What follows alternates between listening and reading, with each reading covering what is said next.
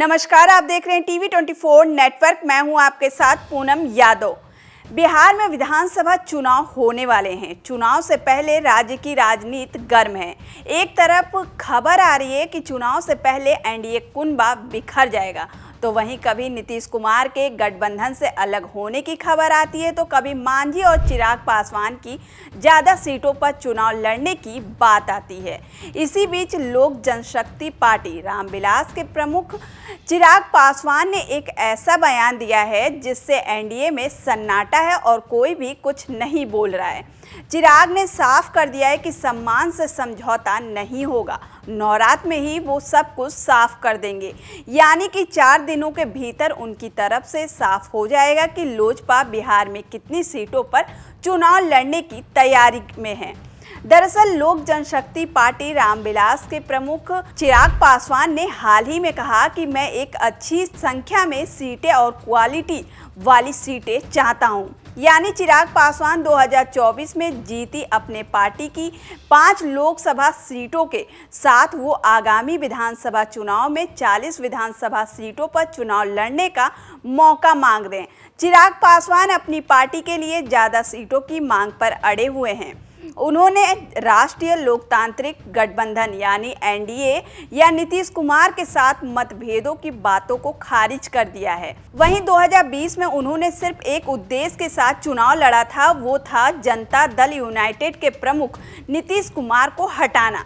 चिराग पासवान ने आगे कहा कि मेरे समर्थक मुझे मुख्यमंत्री के रूप में देखना चाहते हैं, लेकिन उन्होंने अपनी महत्वाकांक्षाओं के बारे में अटकलों को खारिज करते हुए साफ कर दिया कि अगर वो विधानसभा चुनाव लड़ते हैं तो ये केवल उनकी पार्टी के बेहतर स्ट्राइक रेट सुनिश्चित करने के लिए होगा, जो एनडीए की मदद करेगा। इसी बीच बिहार चुनाव को देखते हुए चिराग पासवान की दृढ़ता के चलते सवाल उठता है कि क्या वो फिर से एनडीए से अलग होकर चुनाव लड़ेंगे या एनडीए के साथ जुड़े रहेंगे, भले ही उनकी मांग पूरी ना हो। 2020 के चुनाव में 136 सीटों में से केवल एक सीट जीतने के बाद क्या चिराग पासवान में वास्तव में एनडीए के बिना चुनाव लड़ सकते हैं, ये सवाल बार बार उठता है। बता दें कि चिराग पासवान को बीजेपी के शीर्ष नेताओं ने वोट कटवा कहकर खारिज कर दिया था, जब उन्होंने एनडीए गठबंधन के साझेदार जेडीयू के खिलाफ उम्मीदवार उतारने का फैसला किया था। वरिष्ठ बीजेपी नेता प्रकाश जावड़ेकर और भूपेंद्र यादव भी एलजेपी के साथ किसी भी संबंध को स्पष्ट रूप से खारिज कर दिया था, ये कहते हुए कि गठबंधन के केवल साझेदार जेडीयू, हम एस और विकासशील इंसान। चिराग पासवान ने खुद को प्रधानमंत्री नरेंद्र मोदी का हनुमान और उनका अंधभक्त के रूप में बताया था और जोर देकर कहा था कि उनका एकमात्र लक्ष्य बीजेपी को मजबूत करना है। ये 2020 के विधानसभा चुनाव के दौरान था। 2020 के विधानसभा चुनाव में एलजेपी ने 136 सीटों पर चुनाव लड़ा, जिसमें वे सीटें भी शामिल थी जहां जेडीयू ने चुनाव लड़ा। पार्टी ने एक ही सीट जीत भी पाई, लेकिन स्वतंत्र रूप से और नीतीश कुमार के खिलाफ चुनाव लड़ने का उनका फैसला जेडीयू की गणना को 40 विधानसभा सीटों में गिराने का कारण बना, जिससे जेडीयू तीसरे स्थान पर आ गया। 2015 के चुनाव में 71 जीत से 43 सीटें जीते हुए और बीजेपी ने 74 सीटें जीती। वहीं 53 से बढ़कर जो सबसे बड़ी पार्टी लालू प्रसाद यादव की राष्ट्रीय जनता दल के जीते गए 75 में से एक कम थी। वोटों में कटौती करते हुए एलजेपी 9 विधानसभा में दूसरे नंबर पर रही। वोट शेयर 5% प्राप्त हुआ।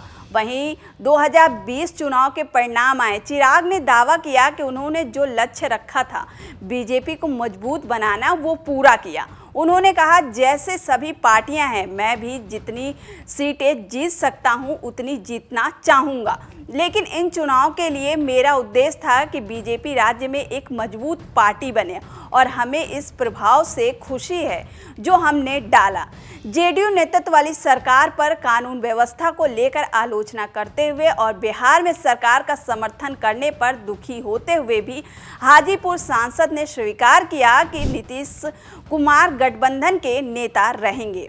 वहीं राजनीतिक विश्लेषक बताते हैं कि एलजेपी जेडीयू को 2005 में 12% प्रभाव से घटकर आज कल 6% होने के लिए जिम्मेदार ठहराती है और यही कारण है कि वो नीतीश कुमार पर हमेशा तंज कसने का मौका नहीं छोड़ते। हालांकि चिराग पासवान के मतदाता उनके साथ हैं और जहां भी वो शामिल होंगे वहां जाएंगे। बीजेपी ने एलजेपी को क्या ऑफर कर रही है?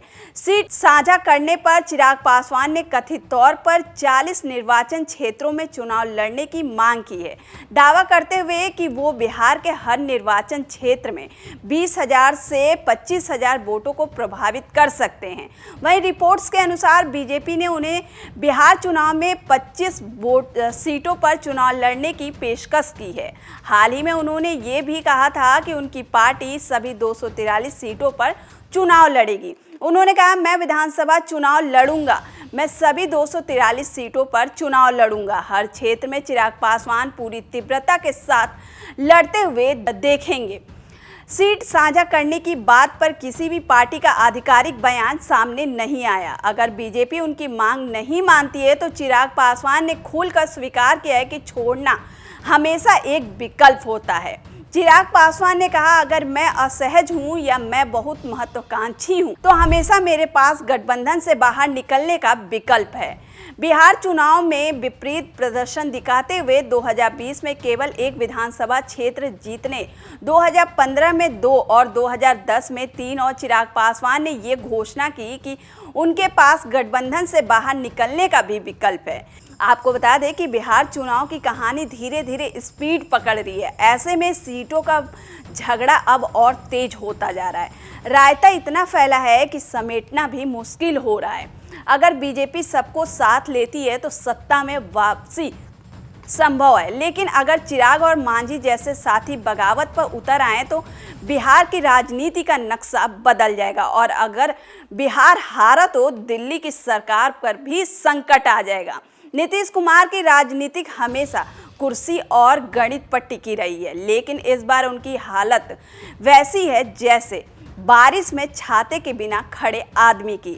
ना बीजेपी पूरी तरह भरोसा कर रही है और ना ही चिराग जैसे सहयोगी उन्हें सलाम ठोकने के मूड में हैं। नीतीश जानते हैं कि अगर सीटें कम मिलेंगी तो उनका मुख्यमंत्री बनना नामुमकिन है और अगर ज़्यादा मांगेंगे तो चिराग और मांझी जैसे साथी भड़क जाएंगे। ऐसे में उनके सामने बड़ी मुसीबत है कि वो क्या करें। वहीं उनके खुद के साथी भी उन्हें आंखें तरेर रहे हैं। क्या नीतीश के साथ ये राजनीतिक खेल बीजेपी के इशारे पर हो रहा है?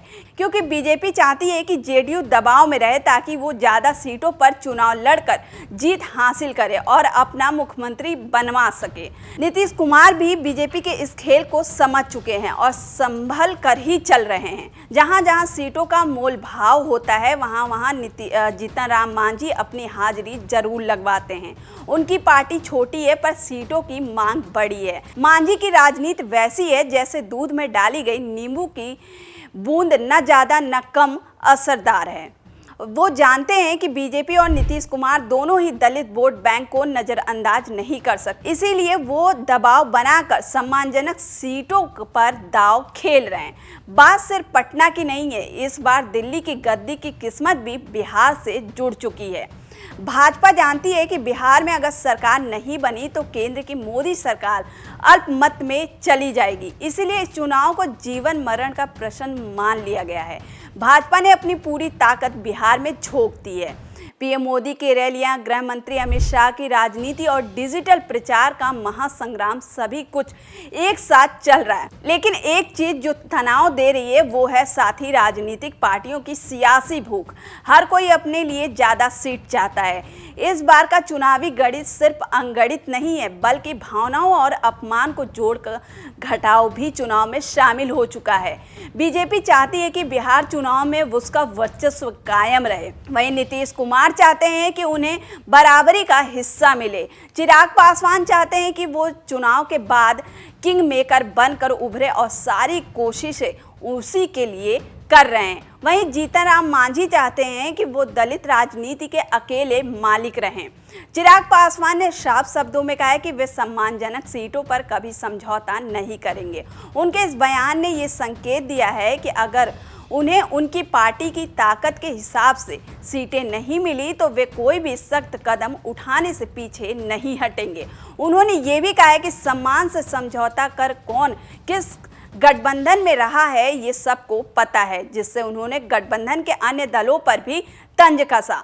चिराग का ये रुख साफ दिखाता है कि लोजपा अपनी पहचान और ताकत को कमजोर नहीं होने देना चाहती। फिलहाल के लिए इतना ही। ये वीडियो आपको कैसी लगी हमें कमेंट कर जरूर बताएं। लाइक और सब्सक्राइब करना ना भूलें।